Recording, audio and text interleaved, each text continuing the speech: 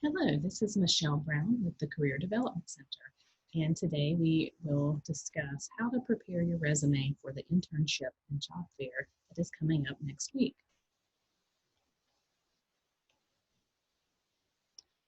First of all, remember that your resume is one of your first impressions that you will give an employer, so you want to make sure that you have taken time to represent yourself the best way that you possibly can on paper, online, and in person.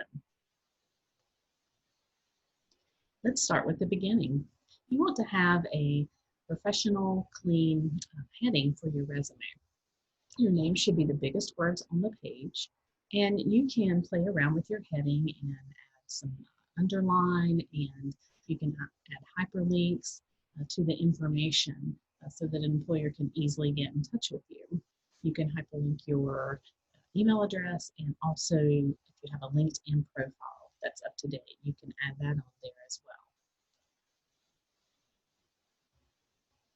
The next section to think about is education, and typically that will be the first section on your resume after your heading. On your education, you want to include the name of the university that you're currently attending, which would likely be Appalachian State, and the city and state, the name of the degree that you're working towards and the major, and your anticipated graduation date. Other information that you can include would be schools that you transferred from, particularly if you have experience on your resume from those schools. So if you were involved in clubs and organizations, you could put your transfer school on there. If you're trying to conserve space on the page, you may opt to not include every school that you've attended. You do not have to include high school information at this point. You might also include certifications, awards, and honors on your education section. The next sections on your resume will focus on experience and skills. What do you want the employer to know about you? What is important for the reader to know about you? Different employers may have different expectations and experiences and skills that they are seeking on a resume. So you want to tailor your resume towards the audience that you're going for, whether that's the industry that you go for or a graduate or professional program. This page shows different types of functional headings that you could use on your resume based on your experience. You do not have to include all of these headings, but you might choose 3 or 4 that best represent you. Some of the most common headings would be work experience, leadership experience, and a skills section. Here is an example of an experience. And this particular one is likely a part-time job or a summer internship experience. And take a look at this and see if you can pick out everything that's wrong with this example. See if you can find the mistakes. There are many. This example shows a better way to do this. You have a title, you have the name of the organization, the location, and the dates. You are using bullet phrases beginning with power verbs that demonstrate accomplishments, results, skills, actions that you took. Numbers are always really good to include in your bullet phrases as well. You want each one to begin with a bullet or with a power verb. And you can find a list of these power verbs on our website at careers.appstate.edu so that you don't use the same verb over and over. For example, if you had assist, assist, assist, work, work, work, that wouldn't tell the employer anything about your skill set. Collaborated, implemented, played, immersed tells me that this person has experience working with others and taking initiative. Keep in mind, all of these would be included in each of your experience examples. You want to use the same format for all of your experiences. You want to be consistent. Typically, I recommend to not use periods at the end of your phrases. You want to stay away from phrases like responsibilities or duties included. No personal pronouns on your resume. So no I or me or we. You could use bolding and italics to emphasize words. And you're finding that balance between not over or under describing. This is a simple formula that you can use whenever writing your bullet phrases. And this will likely be the bulk of time that you spend developing your resume is getting good, strong phrases to describe your accomplishments and results. You use a power word to describe who or what, and then what was the purpose and reaction. Collaborates the power word with who or what with locals, and what was the accomplishment in building a healthcare facility to serve over 1,000 families. This tells me a lot more than simply helped build a healthcare facility.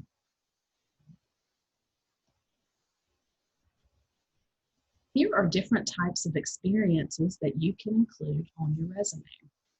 You might include work, study abroad, internship, volunteer, clubs, projects, or research. Again, you want to use the same format for each of your experiences so that it's really easy to read and find on your resume. You also want to remember to include your most related experiences near the top so that an employer can immediately see what you have done that's most relevant to the job that you're applying to or the internship that you are applying to.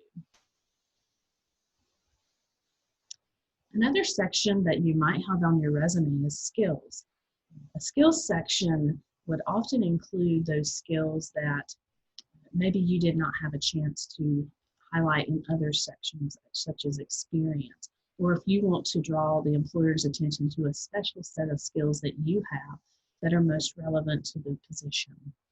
Soft skills typically aren't included in this section. You want to include the soft skills like communication, teamwork, organization skills.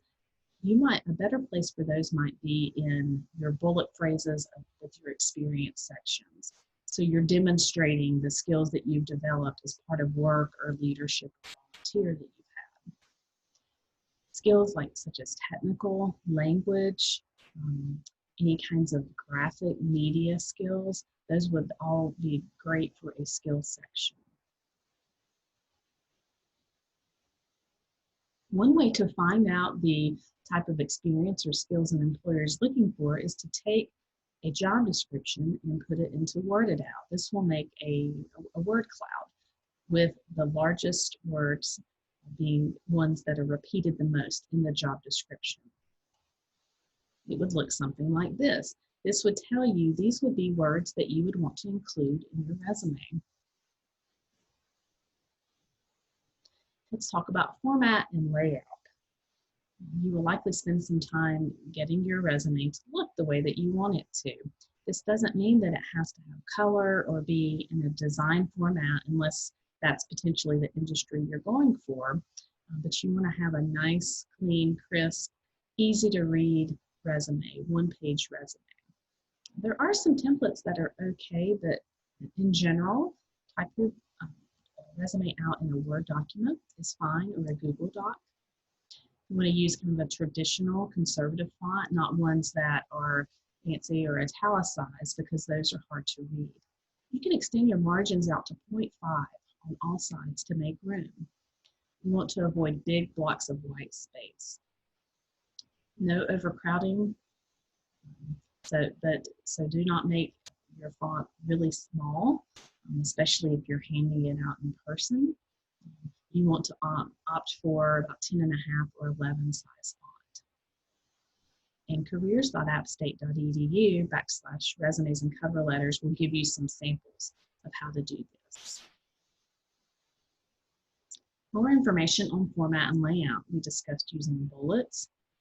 We discussed education coming first, and then your relevant experience coming at the top of the page. You might include functional headings such as work experience, leadership experience, volunteer. You might also title your section related experience. We also talked about being creative with the verbs that you use to describe your experience. Try not to use the same verb more than 2 times on your resume. And you want to remember to save your resume with your name as a PDF, Michelle Brown resume, or whichever format you're uploading it to, the format that they recommend. And this is a sample of how to pull all this information together in a format that is consistent in one page. And this particular format is located on our website. And you got about 20 seconds to catch someone's eye. So for that first round of reviews, or someone's quickly glancing over your information, that's about how much time that they'll give you. So the point of this is to make a quick impression in a short amount of time, a quick good impression. Now I want to talk to you about how to get your resume ready and your profile ready for the Internship and Job Fair next week. First of all, you're logging into Handshake, appstate.joinhandshake.com, and you want to go to My Profile. This is where you'll be able to do a couple of important steps to be prepared for the fair.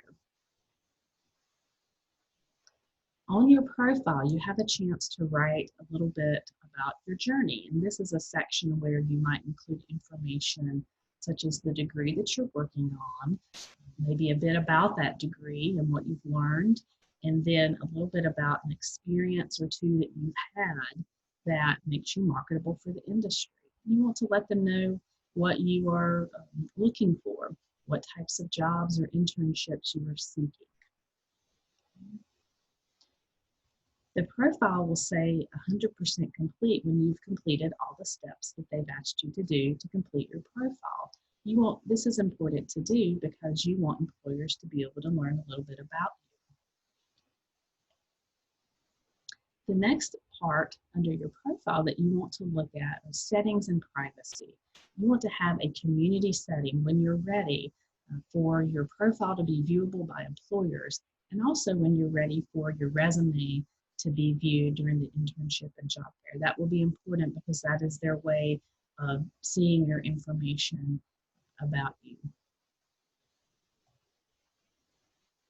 You also want to upload your resume. Under your profile, you'll go to Documents, and then you can add a new document, and you'll be able to upload your resume. And if you've got your the viewability on Community, employers will then be able to see your resume on Handshake. The next step is to look at the career fair and register for the career fair. So on Handshake, you're going to go to Career Events and then Career Fair and Internship and Job Fair Fall 2020. Select that and then register. Once you register, you'll get a message that lets you know to sign up for employer sessions. And once you sign up for employer sessions, you will see a list of them under your sessions. And you'll notice that these sessions are one-on-one with the employer. So you want to spend time looking at the employer information and finding the ones that best reflect what your goals are and what you're interested in and what you're qualified to apply to.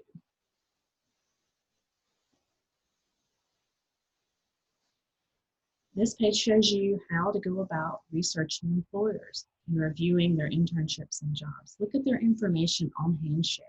This is important to do before your session so that you can learn more about them and know what you might want to speak about in terms of your experience and skills. So you have a career coach that can meet with you to help you in navigating the career fair, but also in helping you polish your resume and cover letter and all of your application materials and helping you prepare for internship and job search.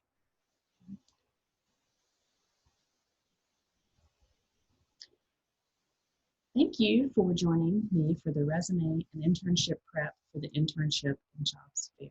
We look forward to seeing you next week. Also keep in mind, we will be offering Zoom networking nights leading up to the career fair. The Zoom networking nights are a time to, it's a little more informal than the one-on-one sessions. It's a time to explore employers by industry. You can find more information about that at Handshake, appstate.joinhandshake.com. And you can find that under our events section. Thank you and have a great day.